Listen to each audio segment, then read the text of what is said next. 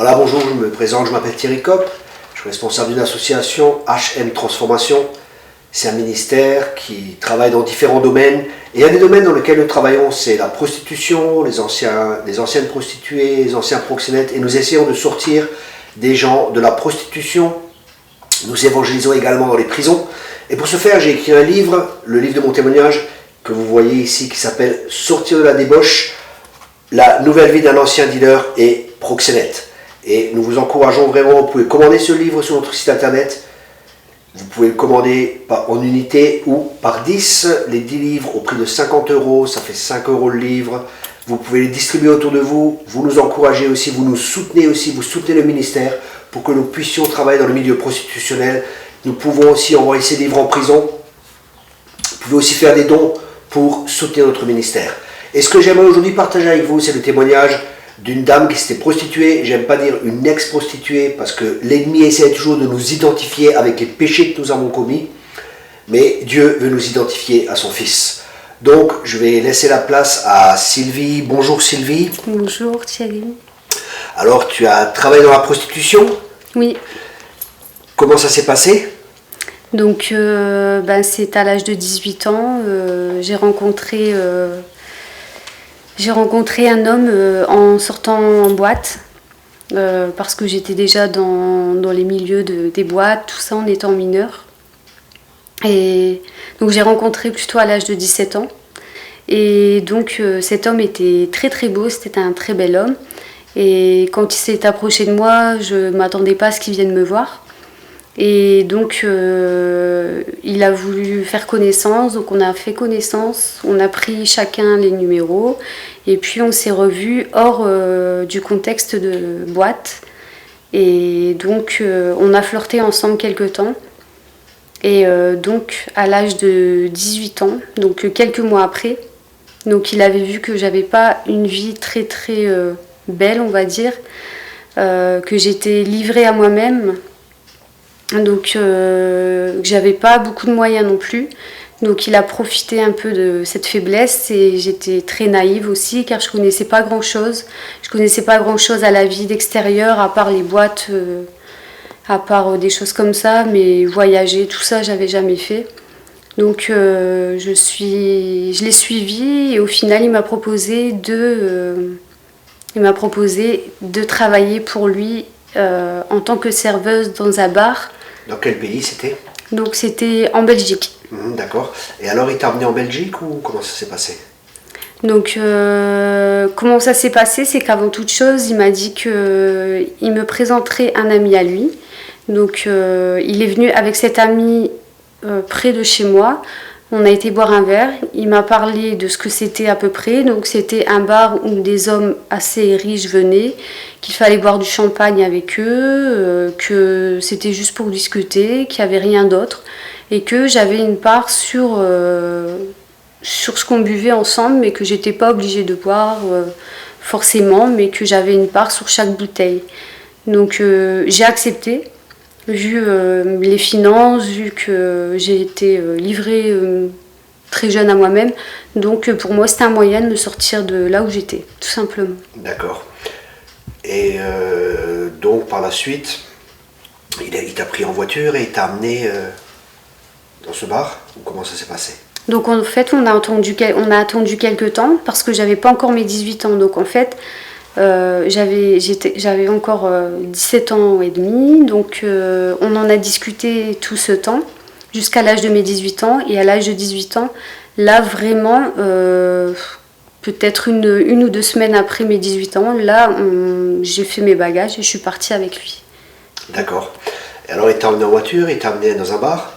Oui, donc en fait on est parti, il m'a dit qu'on allait rejoindre sa cousine dans un bar. Donc je m'attendais vraiment à un bar. Et donc quand je suis arrivée, c'était vraiment un château. C'était immense. Et c'était en Belgique. Et donc quand j'ai vu, déjà pour la première fois, même qu'il m'a dit que c'était sa cousine, c'est vrai qu'elle lui ressemblait pas trop, car lui était plutôt typé algérien, mais elle était plutôt typée très, je sais pas, congolaise ou je sais pas, un peu comme ça. Donc j'ai rien dit sur le coup, mais j'ai laissé faire et puis je suis rentrée dans le bar, le château en fait, et puis lui il est parti tout simplement. D'accord. Et dans le château, qu'est-ce qui s'est passé à ce moment-là? Donc quand je suis rentrée dans le château, donc il y a cette fille qui est venue m'accueillir, donc je suis rentrée avec elle. Elle m'a présentée à la responsable, à son mari. Et puis, elle m'a amenée directement à l'étage. Elle m'a montré les chambres où j'allais dormir. Donc, certaines filles dormaient à l'extérieur et donc moi, je dormais là-bas parce que j'avais pas de moyen de repartir tous les jours dans tous les cas. Et comme je savais pas vraiment où j'étais, donc je pouvais pas repartir, donc je dormais sur place. Et donc elle m'a montré, elle m'a expliqué, et à ce moment-là, en fait, justement, il y a un homme qui est arrivé. Et donc à ce moment-là, en fait, elle m'a proposé de venir avec elle, de voir comment ça se passait. Donc je l'ai suivie. Donc elle m'a montré ce qu'il fallait porter. Donc quand elle m'a montré ce qu'il fallait porter, je lui ai demandé si c'était obligatoire, elle m'a dit oui. Et ensuite, on est descendu. Et c'est là que je me suis aperçue qu'au final, c'était bien de la prostitution et que c'était pas juste boire un verre, mais que c'était bien obligatoire de se prostituer en fait. D'accord. Et quand tu t'es rendu compte que tu étais tombée dans un piège, quelle a été ta réaction? Donc ma réaction tout de suite, je me suis dit j'aurais dû m'en douter. Je me suis dit que j'étais trop naïve, tout ça. Enfin, je me suis posé plein de questions. Il y a plein de choses qui me sont passées par la tête, c'est vrai, mais en fait, je me suis laissée aller dans ce qui était la prostitution. Je me suis laissée aller malgré tout. J'ai suivi le mouvement et j'ai rien dit sur le coup, je me suis laissée aller, j'ai suivi le mouvement tout simplement et voilà. D'accord. Donc ta vie dans la prostitution a commencé à ce moment-là. Et combien de temps ça a duré? Donc en fait, dans la maison close, ça a duré 1 mois, c'est sûr. Et donc ensuite, entre la maison close, je me suis retrouvée dans les vitrines. Mais je me suis retrouvée en vitrine parce que j'ai refusé de continuer dans la maison close. Donc c'était des menaces de jeter mes papiers, de tout jeter mes papiers, carte d'identité, etc. sur l'autoroute pour vraiment m'embêter. Donc qu'est-ce que j'ai fait? J'ai accepté de continuer. Et donc quand il est venu me rechercher chez moi le week-end d'après, j'ai accepté de repartir. Et quand je suis repartie, là, il m'a ramenée en vitrine. Et en vitrine, c'était beaucoup pire que dans la maison close. Comment ça, pire? Donc déjà, par rapport au confort, parce que déjà, se prostituer, c'est pas du tout quelque chose d'agréable. Surtout quand on n'est pas consentante, vraiment. Quand on n'est pas vraiment réellement consentante. Je savais ce que je faisais après, c'est vrai, je savais ce que je faisais, mais c'est pas ce que je désirais dès le début. Donc après, j'ai juste suivi, j'ai cru qu'il m'aimait réellement. J'ai cru vraiment à ce qu'il me disait, au voyage, à construire une vie, etc. Et au final, c'était vraiment faux. Et de toute façon, je savais très bien déjà quand il me ramenait dans les vitrines, je savais très bien déjà que il n'y avait pas vraiment d'amour parce que quand je le voyais fricoter avec d'autres filles dans sa voiture, tant que moi j'étais à l'intérieur, je me suis aperçue que vraiment il n'y avait pas vraiment d'amour en fait. Donc en fin de compte, il t'a séduite et il t'a fait croire qu'il t'aimait et il t'a fait des promesses que vous allez partir en voyage, avoir une vie commune et toi tu te prostituais pour financer cela. C'est exact? C'est ça, c'est tout à fait ça en fait. Il venait chercher l'argent. Donc ce qui s'est passé, c'est que dans la maison close, il y avait beaucoup plus d'argent. Donc ça pouvait aller, on va dire, minimum de 100 € à 500, même 1000 € par jour. Tout dépendait combien d'hommes venaient par jour et si j'acceptais ou pas. Donc sur, on va dire, 300 euros, il venait chercher l'argent, me laisser 15-10 euros pour moi vivre la semaine. Donc de pouvoir manger, de pouvoir boire, de pouvoir acheter même un paquet de cigarettes. Donc c'était les filles qui m'aidaient, qu'ils avaient un cœur malgré tout, parce que certaines le faisaient parce qu'elles le voulaient, et certaines le faisaient parce qu'elles avaient un Mac. Et donc moi je le faisais parce que j'ai été pris au piège. Et donc ensuite je me suis mise à cacher l'argent que je touchais. Et j'ai caché l'argent, et quand je suis rentrée, voilà. C'était juste, même si cet argent était sale, je voulais plus lui donner, tout simplement. D'accord. Et comment est-ce que tu as pu sortir de ce milieu? Donc je suis sortie de ce milieu parce que ma famille s'est inquiétée. Tout simplement, ils ont eu des doutes. Déjà quand je suis revenue un week-end, quand j'ai amené toutes mes nuisettes, etc., quand j'ai pris tout ce qu'il fallait pour repartir dans la maison close. Donc là, ils se sont doutés de quelque chose. Et ensuite, j'ai une amie à moi qui le savait. Il n'y avait qu'une seule amie à moi qui le savait, à qui je m'étais confiée. Et donc, elle est partie le dire à ma mère, comme elle avait des doutes. Et mon frère a eu sa plaque d'immatriculation, son numéro de téléphone, l'a menacé. Et de là, il a eu peur, il a pris peur et m'a ramenée chez moi. Et c'est là que je me suis rendu compte qu'au final, il m'avait bien menti, car c'était pas son vrai nom. Même son âge, je ne suis pas sûre que c'était son âge. Enfin, je pense que je le connaissais vraiment pas du tout. D'accord. Donc ça, c'était dans le milieu prostitutionnel. Et tu as réussi à t'en sortir. Ton frère t'a cherché, ou il t'a ramené, cet homme, ou qu'est-ce qui s'est passé? Donc mon frère, il a plutôt appelé des connaissances dans la police, sur Paris, qu'il connaissait. Donc il connaissait beaucoup de policiers, etc. Donc il les a appelés. Il a fait des recherches par rapport à sa plaque d'immatriculation. Donc il a trouvé l'adresse de ce monsieur qui m'a ramené en Belgique. Et donc avec sa plaque, il a trouvé l'adresse. Donc il l'a menacé par rapport à ça. Il lui a dit: si tu ramènes pas ma soeur, je viendrai chez toi.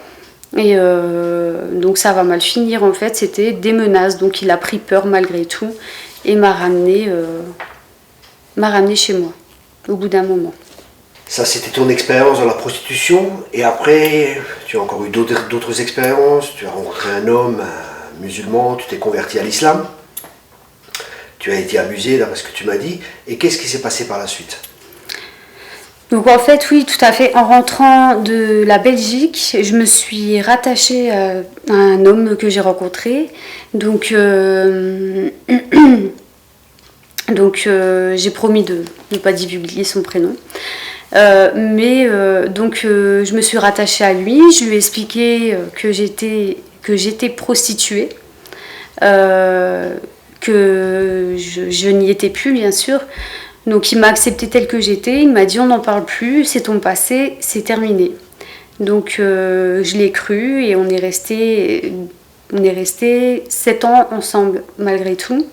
Donc parfois il y avait quand même, malgré toutes ces choses, il y avait quand même des sous-entendus, où parfois me traitait, il m'insultait de toutes sortes de noms qu'une prostituée pourrait recevoir de la part des gens de dehors. Ensuite, il m'a proposé de me reprostituer pour lui pouvoir gagner de l'argent, malgré que c'était là, logiquement, c'était mon copain. C'était avec lui que je voulais faire ma vie. Et ensuite, il s'est mis à me violer. Il s'est mis à me violer un peu chaque jour. Donc, voilà. D'accord. Ok, puis après, c'était un musulman, et il t'a converti à l'islam, il t'a parlé d'islam. Tu as accepté l'islam, ou comment ça s'est passé? L'islam, en fait, j'avais déjà connu, avant de le connaître, j'avais connu l'islam déjà beaucoup avant, car j'avais fait des formations à l'école, etc. J'ai connu des amies musulmanes, et je me suis intéressée parce que j'avais pas d'attache familiale, vraiment, on va dire. Et je recherchais vraiment quelque chose dans ma vie, je recherchais quelque chose qui puisse me combler dans mon cœur, dans ma vie. Et donc j'ai entendu parler juste de l'islam, donc ça m'a intéressée, et je l'ai fait de moi-même. J'ai rencontré mon ex, et en fait je me suis convertie sans lui dire. à l'islam. Donc je faisais tout de mon côté sans rien lui dire pour lui prouver que c'était vraiment pas pour lui, que c'était vraiment par moi-même, pour ma famille aussi, parce que ma famille avait du mal à accepter aussi que je sois devenue musulmane. Donc j'essayais par tous les moyens aussi de pas trop me montrer musulmane sans mettre le foulard, tout ça, même si après c'était un peu embêtant pour eux parce que je suis née d'une famille française, polonaise, donc je mangeais plus de porc, c'était que de la viande halal, et donc en fait il y avait c'était contraignant par rapport à ma vie de famille et avec la vie que j'avais avec mon ex, c'était il y avait beaucoup de choses qui n'allaient pas et... D'accord. Et puis après, comment est-ce que tu as rencontré le Seigneur? Parce qu'aujourd'hui, par la grâce de Dieu, tu es chrétienne. Amen. Comment est-ce que tu as rencontré le Seigneur? Donc, en fait, à force de subir moralement des critiques, d'être rabaissée tous les jours, de se sentir vide, on va dire, parce qu'en fait, vraiment, c'était plus moi qui vivais du tout, mais c'est lui qui me faisait vivre et je vivais à travers lui tout simplement. Et j'obéissais, j'étais vraiment une marionnette entre ses mains. Donc à force de me faire violer, à force d'être détruite moralement, déjà la prostitution m'avait détruite. L'islam m'a rien apporté, vraiment dans la prière. J'essayais de prier, j'essayais de tout mon cœur de rechercher vraiment le Dieu de l'islam. Et j'ai jamais rien eu, rien, il n'y a rien qui s'est passé dans ma vie. Et pourtant j'ai essayé de tout mon cœur vraiment. Et j'ai essayé de me suicider à plusieurs reprises. Et je suis même tombée dans le coma quelque temps. Et donc je me suis réveillée par la grâce de Dieu malgré que je ne le connaissais pas. Et le médecin m'a dit que j'étais devenue toxicomane sans m'en apercevoir. Je prenais des cachets du matin au soir. Dans la nuit, je me réveillais pour reprendre des cachets. Et ma vie était devenue un désastre, un enfer avec l'accumulation de tout. C'était devenu vraiment un enfer. Et quand j'en parlais à mes amis, je leur disais, écoutez... Elle me disait, mais arrête cette relation. Et je leur disais, écoutez, vous ne pouvez pas savoir à quel point je vis un enfer, mais il est impossible pour moi de le quitter. En fait, c'était un lien très très fort. C'était un lien malsain, mais qui était très très fort en même temps. Et j'arrivais pas à le quitter, malgré qu'il me violait, qu'il pouvait me taper, qu'il me rabaissait. J'arrivais pas à le quitter et quand parfois j'arrivais à me défaire de lui, il revenait tout de suite et il voulait me tuer même parfois en voiture, etc. Enfin, il y a eu tellement de choses qu'un jour j'ai décidé, j'ai dit je me suis ratée plus d'une fois et le médecin m'avait dit que si j'aurais essayé de me suicider une dernière fois, là j'y passerais réellement. Donc en rentrant du travail le soir, j'ai pris la décision de me suicider. Je pleurais tous les jours au travail et j'ai dit aujourd'hui je me suicide, mais c'est sûr, je savais qu'il n'y avait personne chez moi, j'avais pris mon indépendance. Donc je me suis dit là il n'y aura personne chez moi. Vraiment là je vais le faire aujourd'hui, c'est sûr. Et j'avais vraiment pris cette décision là, je l'avais à cœur, je voulais vraiment me suicider. C'était pour moi le jour où ma vie se serait finie. Je trouvais aucune sortie, aucune solution. Et au final, je me suis rappelé que ma sœur était venue deux fois me parler de Jésus. Mais elle m'a juste dit 2 mots. Elle m'a dit, Jésus m'a donné... j'ai donné ma vie à Christ et Christ m'a donné sa paix. Et je l'ai envoyé balader. Mais juste ces 2 mots-là qu'elle m'a dit ont permis qu'aujourd'hui je sois en vie. Parce que à travers ces 2 mots-là, je l'ai appelée et je lui ai dit que je voulais me suicider et je lui ai demandé si je pouvais connaître son Dieu. Et elle m'a répondu oui. Et ce jour-là, c'était pas un hasard. Il y avait des pasteurs avec elle, donc je suis partie les voir. Et ils ont prié pour moi. Et quand ils ont prié pour moi, je connaissais rien du tout vraiment à ce que c'était d'être chrétienne. Donc je pensais qu'il fallait encore faire des choses comme dans la religion musulmane, mais au final non, il n'y avait rien de tout ça. c'est vraiment la liberté complète. Et donc, le pasteur a prié pour moi et réellement, j'ai senti une présence, j'ai ressenti quelque chose traverser mon cœur, traverser mon corps. Et j'ai eu une paix que j'avais jamais connue dans ma vie et c'est ce que je désirais depuis toujours. C'est ça, c'était cette paix-là, c'est ce manque que j'avais et c'est ce que j'ai eu ce jour-là. Je l'ai eu dans mon cœur et j'ai vu comme un cœur qui était tout noir, qui est redevenu rouge en fait, comme si qui revivait. Mon cœur il s'est remis à battre, je le sentais à l'intérieur de moi qui battait. Je pleurais, mais je pleurais de joie parce que je me sentais revivre et depuis ce jour, plus aucune envie de me suicider. Et aujourd'hui, j'ai donné ma vie à Christ et c'est vrai que je ne le regrette pas du tout. C'est vraiment une autre vie. Très bien, merci beaucoup. Et tu as eu beaucoup d'abus, il y a eu beaucoup d'abus par la prostitution, des abus physiques, des abus émotionnels, il y avait de la manipulation, de la crainte qui était là, du contrôle. Est-ce que Dieu t'a guéri de tout cela? Il y a un processus de guérison qui s'est mis en place? En fait, j'ai pas été guérie de suite de toutes ces choses. J'ai d'abord été guérie des pensées suicidaires avant tout. Je pense que c'était le plus important avant toute chose parce que c'était vraiment fort en moi. Donc Dieu m'a guérie tout de suite de ces pensées suicidaires. Et ensuite, il y a eu un processus. Donc ça s'est pas fait de suite. Peut-être pour certaines personnes, je pense que c'est différent pour toute personne en fait. Moi, ça s'est fait en plusieurs étapes parce que j'ai quand même subi assez de choses dans ma vie depuis vraiment petite.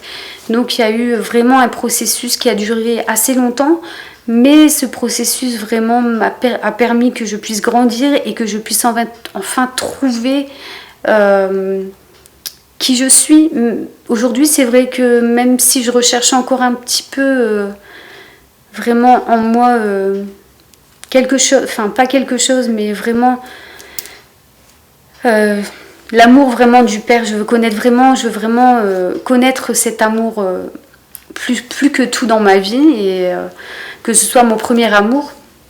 Mais je sais que Dieu a permis des guérisons, que ce soit sur les avortements, que ce soit sur les abus sexuels, parce que même un homme, même un pasteur ne pouvait pas me toucher, me prier pour moi, c'était pas possible. Parce que tout de suite je le repoussais, je pleurais, c'était impossible. En fait, j'y arrivais pas, c'était trop dur. C'était vraiment très très dur pour moi que un homme puisse poser sa main sur moi, même pour prier, c'était pas possible. Voilà, merci beaucoup Sylvie pour le témoignage. Donc Dieu t'a guéri, Dieu t'a restauré. Et j'aimerais rajouter quelque chose de très important pour les jeunes filles qui nous écoutent, pour toutes les femmes qui nous écoutent. Vous voyez souvent un des moyens que les proxénètes utilisent justement pour trouver des jeunes filles ou des femmes pour qu'elles se prostituent. Ils vont dans une discothèque par exemple ou ailleurs, ils rencontrent une jeune fille et ils essaient de voir la situation familiale. Et s'ils voient que la situation familiale n'est pas bonne, par exemple avec les parents et ainsi de suite, ils disent voilà, ça c'est une proie. Puis après, ils font semblant de tomber amoureux, ils leur font beaucoup de promesses, et au bout d'un certain temps, quand la fille, elle a, entre parenthèses, accroché, ils lui disent, voilà, écoute, j'aimerais vivre avec toi, on va profiter de la vie, il y a moyen de gagner beaucoup d'argent, tu feras pas ça longtemps, tu feras juste ça un certain temps, tu peux aller dans la prostitution, tu feras pas ça longtemps, mais juste 1 an ou 2 ans, qu'on ait assez d'argent, après on va ouvrir une entreprise, on va partir à l'étranger, on va vivre heureux, c'est le moyen le plus rapide où nous allons vraiment pouvoir construire notre vie ensemble. Voilà, donc je vous encourage à ne pas vous laisser séduire, à ne pas croire à ces mensonges, et surtout à ne pas commencer dans la prostitution, parce que c'est un piège terrible, et qui va vous détruire. Et je parle aussi aux hommes qui nous écoutent. Vous savez, s'il y a une demande, il y a de l'offre aussi. Et s'il y a une offre, c'est qu'il y a une demande. Donc aussi à tous les hommes qui vont voir les prostituées, vous voyez, cette fille était plus ou moins, elle a été séduite, elle a été abusée, et beaucoup de femmes dans la prostitution sont abusées. D'autres, c'est encore beaucoup pire que le témoignage de Sylvie. Elles sont violées par plusieurs hommes, elles sont forcées, on menace leur famille et ainsi de suite. Donc vraiment, je vous encourage et je vous appelle à ne pas fréquenter les prostituées, à ne pas trouver de prétexte, à ne pas dire oui, mais de toute façon elles sont là, de toute façon c'est le plus vieux métier du monde. C'est un mensonge, c'est terrible. J'étais moi-même proxénète, je sors de ce milieu et je sais ce que c'est. C'est terrible, vraiment, vraiment terrible pour des personnes. Pour des femmes de devoir coucher avec des hommes qu'elles ne veulent pas, elles ne veulent rien savoir, c'est vraiment très dur et ça laisse des marques terribles que seul Dieu et le Fils de Dieu, Jésus-Christ, peut guérir ces personnes. Merci encore Sylvie pour ton témoignage qui j'espère va servir à ce que beaucoup de femmes et beaucoup de personnes puissent se convertir et venir à Jésus-Christ. Je vous encourage, si vous voulez connaître Jésus-Christ, vous pouvez aller sur notre site signemiracle.com, signe-miracle.com. Vous avez aussi un très bon site pour pouvoir rencontrer Jésus-Christ, c'est connaîtredieu.com. Sinon, vous pouvez faire cette prière très simple, dire à Jésus-Christ, viens dans mon cœur, je demande pardon pour tous mes péchés, pour toutes mes erreurs, sois le Sauveur et sois aussi mon Seigneur. Ça veut dire que vous lui confiez votre vie pour que lui puisse vous guider, vous diriger. C'est la meilleure et la plus importante décision que vous allez pouvoir faire dans votre vie. N'importe d'où vous venez, vous voyez le cas de Sylvie, vous voyez mon propre cas, j'étais un ancien proxénète, n'importe d'où vous venez, n'importe ce que vous avez fait, Jésus-Christ peut vous pardonner, il veut vous pardonner, il veut vous guérir, il veut vous restaurer. Je vous encourage à faire ce choix. Vous avez vu qu'elle est dans des religions, elle a cherché à gauche, elle a cherché à droite, elle a cherché partout l'amour. Dieu n'a jamais donné de religion. Dieu a donné son Fils Jésus-Christ afin que quiconque croit en lui ait la vie éternelle. Je vous encourage vraiment à prendre cette décision. Nous sommes responsables de nos choix et nous sommes libres de nos choix, mais pas des conséquences de nos choix. Je vous encourage à accepter Jésus-Christ comme Sauveur et comme Seigneur et à connaître Dieu en tant que Père. C'est un Père rempli d'amour qui pardonne les péchés. Jésus-Christ n'est pas venu pour juger, il est venu pour sauver. Que Dieu vous bénisse abondamment. Merci beaucoup.